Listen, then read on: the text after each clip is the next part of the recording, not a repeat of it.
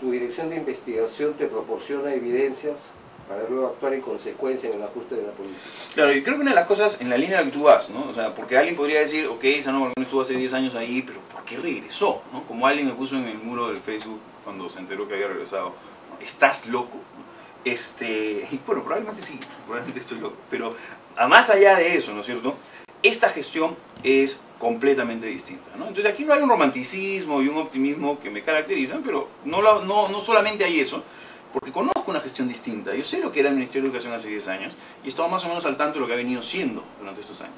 Hoy día, entonces, lo primero que ha sucedido es que la tecnología se ha ubicado, ¿no? La estrategia pedagógica no la decide esta oficina, la estrategia pedagógica es del Ministerio y estamos alineados, ¿no? Entonces, y yo no paso el 80% de mi tiempo en discursos políticos, ¿no es cierto?, o cuidándome las espaldas o tratando de defender mi feudo, ¿no? Yo trabajo en equipo con los otros directores del ministerio, ¿no? Los dos viceministros trabajan en equipo, no son feudos distintos, no hay que probar lealtades, ¿no?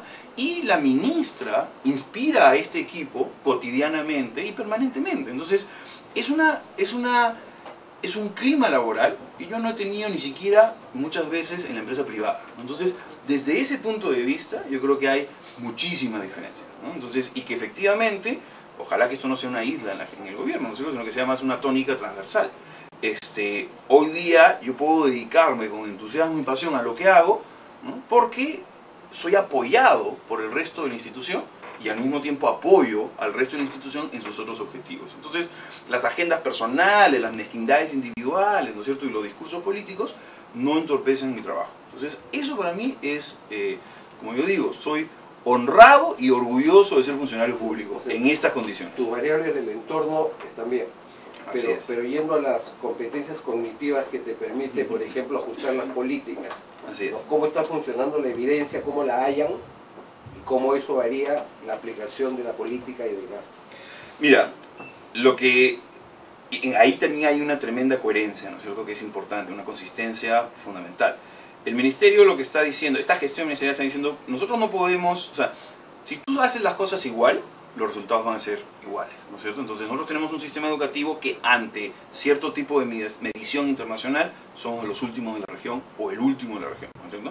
Entonces, si nosotros seguimos haciendo las cosas como se ha venido haciendo en los últimos 10 años, no vamos a movernos de ese lugar, ¿no? Entonces, el ministerio ha dicho, tenemos que organizarnos distinto.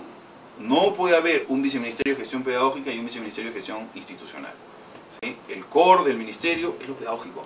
Entonces, como la mitad del ministerio va a estar destinado a algo que no es lo pedagógico, que además se diferencia oficialmente. Entonces, estamos en una propuesta de LOF, de la Ley de Organización y Funciones del Ministerio, y nos estamos reorganizando por procesos, ¿no? Y va a haber un viceministerio de Educación Básica Regular y un viceministerio de Educación Superior, que ha estado como abandonada, ¿no es cierto?, en estos años.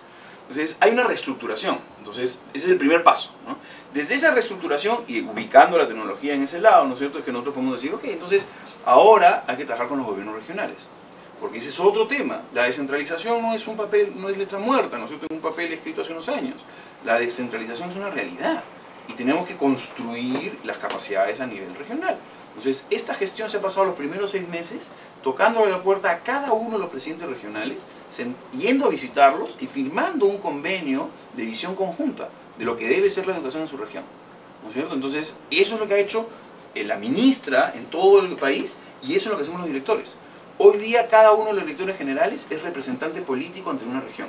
Yo soy representante político del ministerio ante Moquegua, ¿no es cierto? Entonces nos reunimos cada 2 meses con el gobierno regional, con la dirección regional y el ministerio, una vez allá, una vez acá, y decidimos cosas. Entonces no va un funcionario que a todo va a tener que decir, ya déjeme preguntar, no. Va un funcionario empoderado con un sistema de soporte, que es la Oficina de Coordinación Regional, que puede tomar decisiones y resolver problemas.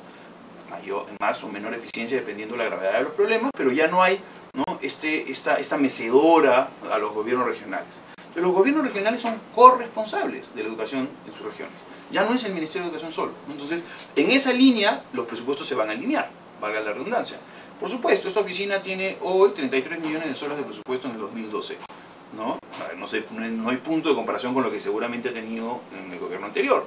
Pero nosotros ya no vamos a ser un operador logístico, ni un comprador, ¿no?, ni una ventanilla de compra de computadoras. Entonces, no necesitamos tener más dinero que ese, porque ese dinero tiene que ser direccionado a estrategia, a normatividad, a diseño de política, para luego poner ese conocimiento a disposición, a servicio de los gobiernos regionales. Y son los gobiernos regionales los que van a tener que decidir si van a continuar con la cobertura 1 a 1, si la van a dar de baja, si van a entrar a multifuncionales, si van a poner pizarras o no van a poner pizarras. Cada vez que un gobierno regional tenga planes de hacer tecnología en la educación, si levanta la mano y llama, ahí vamos. Y los ayudamos y les decimos y les explicamos, ¿no es cierto? Hay un equipo aquí de 100 personas, muchos de ellos tienen 10 años de antigüedad, y nosotros no hemos movido a esta gente, y la que vamos a mover va a ser por una evaluación individual. Te hago más precisa la pregunta. ¿Cómo van a ir midiendo el desempeño y el impacto de cada política que vayan diseñando? Tenemos dos rutas, ¿no es cierto? Primero, como tú sabes, hay una dirección de investigación ahora en el Ministerio de Educación, ¿no? Y además está la unidad de medición de la calidad. Entonces, vamos a ir midiendo el impacto a través de PISA o a través de las ESE, que son las pruebas en sal, ¿no es cierto? Pero además de eso, vamos a seguir trabajando con el BID y algunas cosas con el Banco Mundial para que ellos sigan haciendo investigación y a nivel de pilotos. Lo otro que estamos evaluando es generalizar un poco más este test de Raven, que fue el que usó el BID para las competencias cognitivas. Entonces, poder tener dos grandes columnas de indicadores. La columna de materia prima, que son las capacidades cognitivas, cómo está avanzando y cuál es su elasticidad a mayor o menor inversión en tecnología decidida por cada gobierno regional. Nosotros vamos a poder mirar la pintura completa y vamos a poder dar los resultados. Vamos a poder decirle a los gobiernos regionales, mira, esto es lo que está pasando, ¿no es cierto? Has hecho esto, mira el resultado. Dejaste de hacer, mira qué pasó. En capacidades cognitivas. Y luego también en rendimiento académico. Entonces vamos a tener dos medidas. Ya no solo una, ¿no? La final, sino una que te va a ir alertando. Oye, lo que tú estás haciendo no te va a permitir cosechar pues, en 5 años o en 3 años, ¿no? Porque mira cómo estás. Y a aquellos otros que tienen ya los primeros lugares, ¿no? Entonces en rendimiento, como por ejemplo es el caso de Moquegua, vamos a poder también monitorear cómo está yendo el rendimiento académico en sí mismo, ¿no? Sin hablar digamos, de información como más cotidiana. O sea, nosotros tenemos 5.000 centros educativos a los que el Ministerio les da acceso a Internet. Somos el operador público más grande que el Banco de la Nación, que el CIAF, que Salud, ¿no es cierto? Entonces, y además llegamos a 1.200 centros educativos rurales. Tenemos una pisada desde ese punto de vista más grande que FITEL, ¿no? Entonces, eso está como ninguneado, o sea, pasado desapercibido, porque claro, son 850.000 computadoras versus solo 5.000 centros educativos conectados a Internet. Pero igual somos uno de los países en América Latina que ha trabajado la conectividad rural, ¿no? con estos niveles. Porque Uruguay tiene todos sus colegios conectados, pero ahí la ruralidad casi no existe, ¿no? Entonces, en esa línea vamos a tener información del sistema, ¿no? Del logueo, los logs de navegación, y toda esta información se va a archivar y se va a construir de manera que nos permita tener evidencia, ¿no? La idea es hacer política con evidencia, ¿no? Claro. Mira, resulta intrigante cuál va a ser el resultado de este libre albedrío regional para ver cómo planteo mi tema educativo en cada región. Por ejemplo, ¿qué está haciendo Santos en Cajamarca al respecto? Es que yo creo que tiene que ver con la sociedad que queremos, ¿no? Entonces, si nosotros queremos ser una sociedad democrática, tenemos que aceptar que el libre albedrío existe, ¿no? Y que, por supuesto, que lo que hacemos en educación hoy es lo que vamos a ver en la política en 15 años. Y lo que vemos en la política hoy es lo que hicimos en educación hace 15 o 20 años, ¿no? Entonces, pero es como, no podemos, ¿no? Porque la historia de este país está plagada de eso, ¿no es cierto? No podemos patear el tablero. O sea, porque no nos gusta lo que tenemos hoy, porque no está funcionando perfectamente, no podemos patear el tablero. Tenemos que enseñar a jugar en el tablero. Y tenemos que tener cierta paciencia, ¿no? Como sociedad. Claro. Ahora, la DIGET y en general el Ministerio le va a dar servicios, ¿no? Diversos a los gobiernos regionales. Así es, de distintos tipos, ¿no? En zonas rurales nuestra labor va a tener que ser más, sí va a tener que seguir siendo más operativa, ¿no? Porque nadie más va a llegar si no llegamos nosotros. ¿Tiene competencia como para ponerles metas a los gobiernos regionales? Las metas, que es lo que acabamos de hacer durante la semana pasada, estos 26 representantes políticos, las metas las hemos puesto consensuadamente. Nosotros hemos agarrado y hemos mirado lo que venía sucediendo en Moquegua en los últimos 5 años, ¿no? Estadísticamente se definió lo que debería ser una curva inercial, ¿no? Y luego agarramos y dijimos, no, pues no necesitamos esa curva inercial, lo que nosotros necesitamos es llegar a estas metas globales, y para que estas metas globales en el país funcionen, cada región tiene que tener este salto. Entonces teníamos la curva inercial y teníamos la curva que el ministerio proponía. En el caso de Moquegua, cuando nosotros llegamos, Moquegua tenía sus propias metas, que eran un poquito por encima de las inerciales, ¿no? Y consensuamos, ¿no?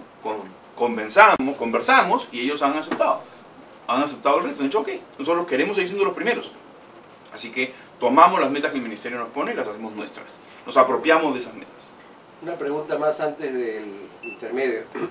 ¿Y cuál gobierno regional es el que tiene las metas más ambiciosas? En este momento, todos los gobiernos regionales que hayan decidido aceptar el reto, el desafío que les dio el Ministerio, tienen metas igual de ambiciosas, ¿no es cierto?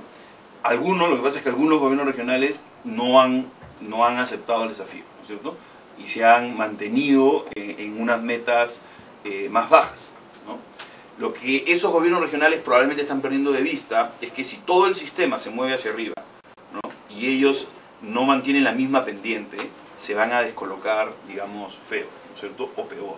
Entonces, ahí hay una parte de la magia, ¿no es cierto? Claro, con el riesgo de que sus juventudes migren hacia otros gobiernos regionales. Exacto. Entonces, te das cuenta cómo la maquinaria va funcionando, y es la primera vez que el sector de educación se organiza consensuadamente, no verticalmente, pero no sobre cobertura, sino sobre indicadores de output, indicadores de resultado, ¿no es cierto? Entonces, eso es lo que claramente nos emociona, ¿no?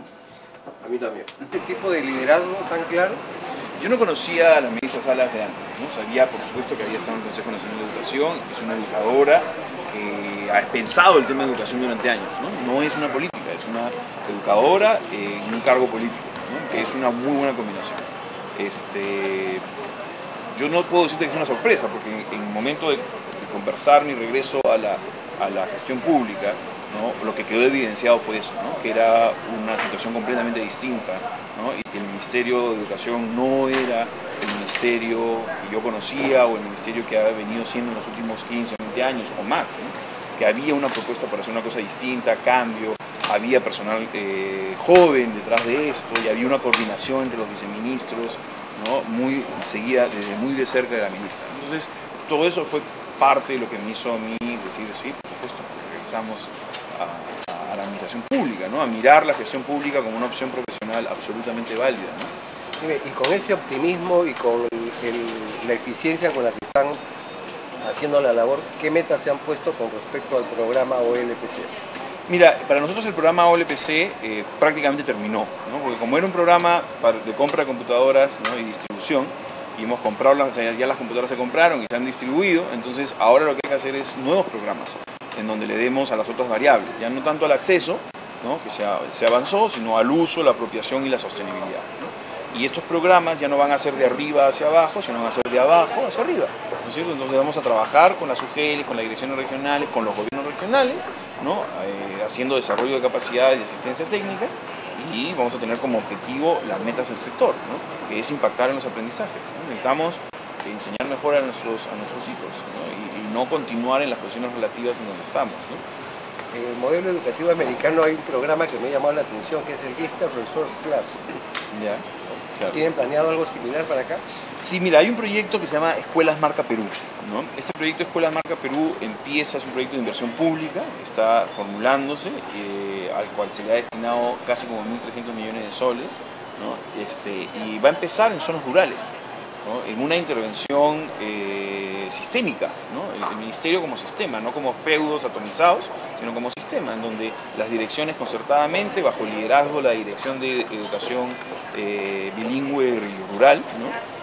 Vamos a intervenir en la zona rural, que es la más compleja de trabajar, la más compleja de intervenir, llevando un servicio educativo de calidad y flexible, ¿no? Entonces la flexibilidad en un país como el nuestro es fundamental.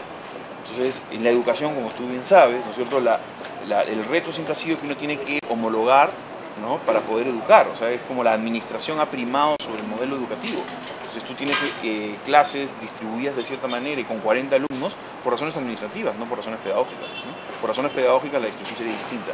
Entonces, en este proyecto se está pensando en la distribución física, se está pensando en construir y fortalecer las redes rurales, ¿no? Las redes de colegios que han existido siempre, pero que no han tenido un reconocimiento y un empoderamiento de gestión, ¿no? Y se está pensando obviamente en temas de tecnología y cómo llevar y conectar a Internet. Entonces, en las metas físicas operativas, podríamos decirle que el objetivo es conectar, ¿cierto? Nosotros tenemos 5.000 centros educativos conectados, de esos 1.200 son rurales. La idea es llegar por lo menos a los 15.000 centros educativos rurales ya y seguir incentivando que la conectividad urbana avance, ¿no? nosotros pensamos que hacia el 2016 deberíamos tener tecnología sirviendo por lo menos a 20 millones de personas, ¿no? ¿Y qué es lo que caracteriza una escuela marca Perú?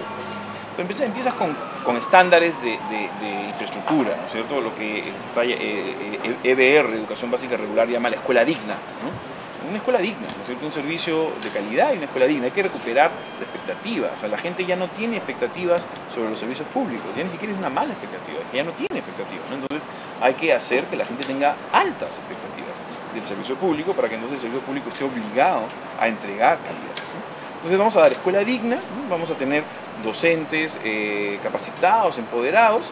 Hay una dirección que se ha creado especialmente para la formación profesional, ¿no? Entonces el docente es parte importante también de este tema y están analizando las dos leyes y cómo salir de este entrampamiento y tener dos leyes en paralelo, ¿no? Es algo que se debió resolver en su momento, ¿no? Que se pateó para después, cuando ya llegó después hay que resolverlo, ¿no? Entonces eso también es una cosa importante en el modelo, ¿no? Entonces, te das cuenta, el modelo no está liderado por la tecnología es parte de la ecuación, ¿no? en una visión sistémica.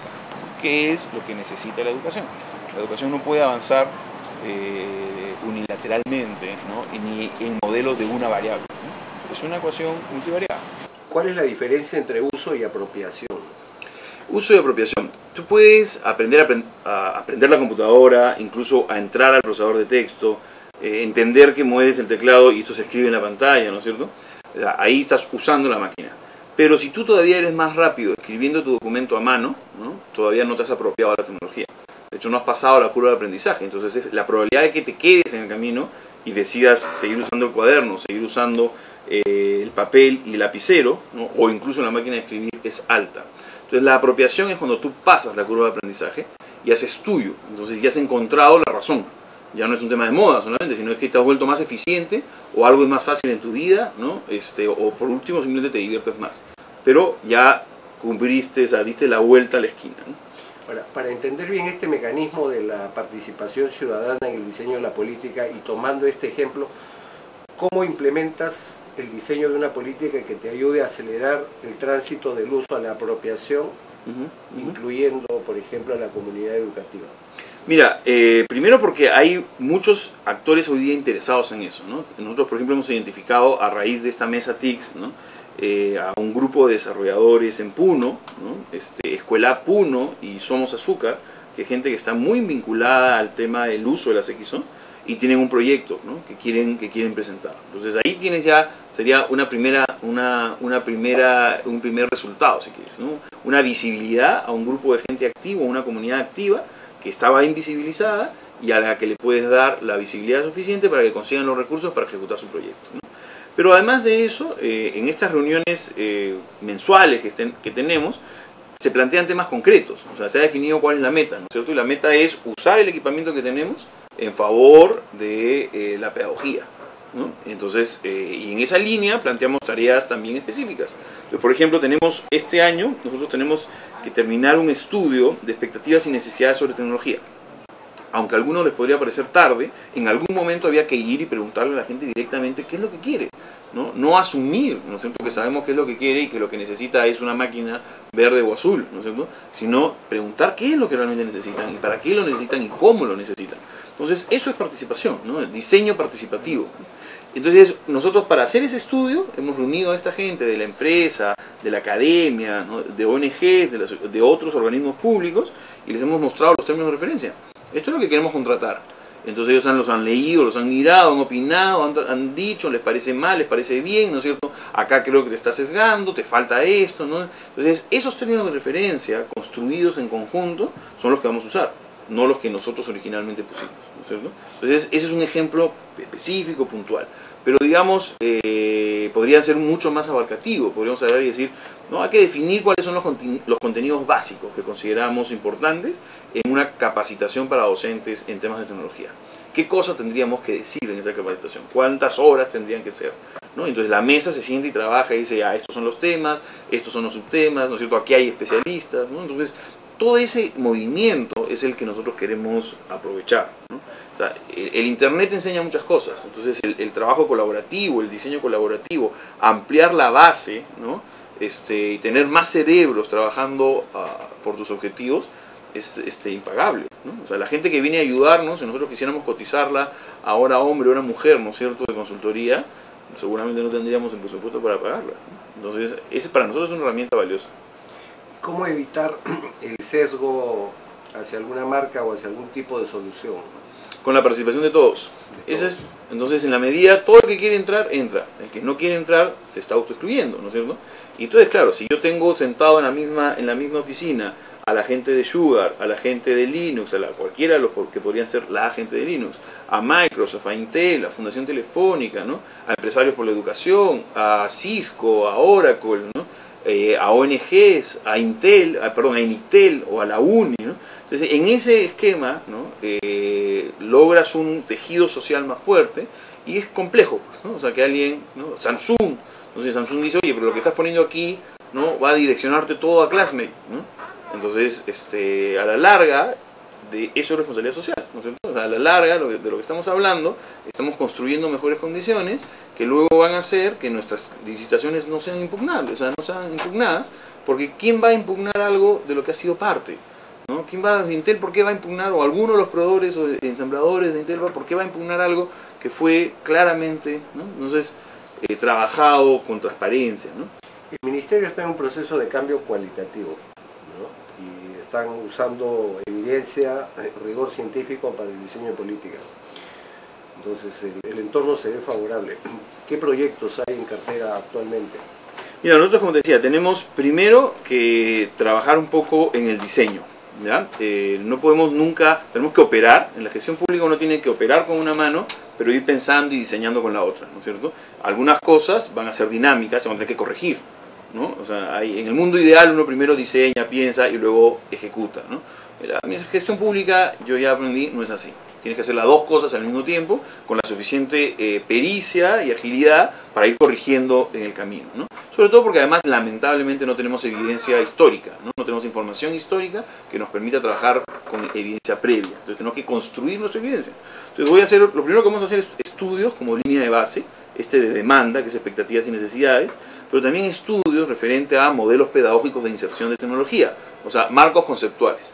Sobre la base de lo que quiere el Ministerio como modelo pedagógico general, nosotros hacer clic en lo tecnológico, ¿no es cierto?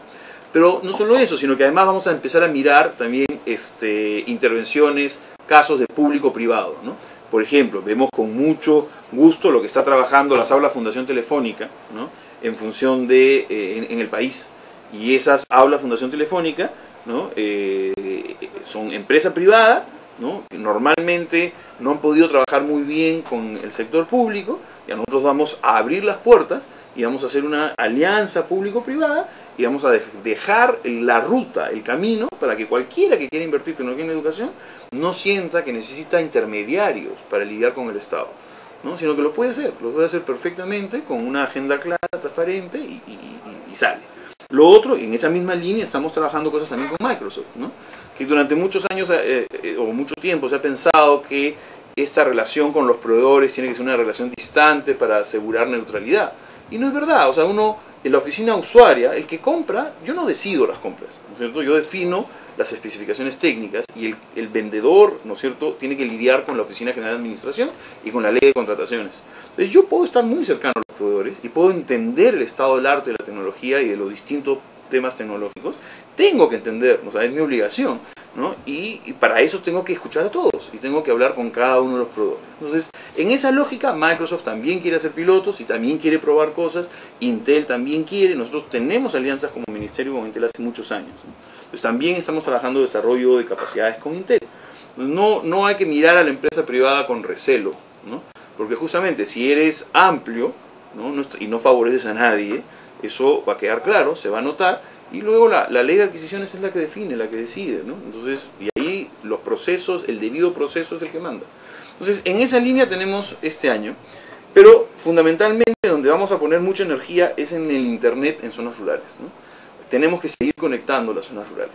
Sería interesante que esta conectividad no fuera solo del sector de educación, sino que fuera todo el país y todos los servicios públicos, ¿no?, llegaran a estas zonas, ¿no? Se puede utilizar la capilaridad, ¿no? Sí. Última pregunta. ¿Cómo te llevas con Oscar Becerra? Muy bien, muy bien. La primera persona que me escribió para felicitarme y ponerse a mi disposición fue Óscar Becerra. Sandro, esta entrevista la van a ver funcionarios públicos, la van a ver gente de la industria informática local. ¿Qué mensaje les darías a ellos para que colaboren con el ministerio, con los objetivos del ministerio? Aquellos que venden soluciones, venden tecnología, venden comunicación. ¿Qué invocación les harías para encontrar en la oferta local un apoyo válido a este esfuerzo? Yo he encontrado por supuesto muchos proveedores, organizaciones que están apoyando, pero efectivamente yo creo que hay mucha gente que ni se acerca porque piensa que sentarse a conversar con alguien en esta dirección es complicado, difícil, ¿no es cierto? Y bueno, sí, hay que manejar las agendas, pero en principio nadie necesita conocer a nadie para venir y conversar y plantear sus ideas, ¿no? Lo decíamos hace un rato, o sea, escuchar, vamos a escuchar, ¿no? Y incorporar estas ideas en las políticas. No se puede firmar un cheque en blanco en eso, ¿no es cierto? Porque las políticas tienen que estar dirigidas, ¿no es cierto?, hacia objetivos, pero hay absoluta voluntad. De hecho, hemos creado una mesa de coordinación con la sociedad civil, que es la mesa TICS, en donde el compromiso que hace DIGETE justamente es eso, o sea, vamos a sentarnos y lo que discutamos consensuadamente en esta mesa se convierte en política, ¿no? Entonces planteamos los lineamientos de cuáles son los temas que estamos discutiendo y sobre esos lineamientos la gente que aporte no va a aportar por gusto, ¿no? No es un té de tías, ¿no? Lo que estamos haciendo es una mesa de trabajo y lo que se termine consensuando en esa mesa termina en política. Entonces yo los invitaría a la mesa, ¿no? O a venir a la oficina en cualquier momento, ¿no? Ya saben, amigos, bienvenidos en cualquier momento a participar del diseño de la política pública con respecto a educación con tecnología. Sandro, muchísimas gracias. Gracias a ti, Raúl, un placer.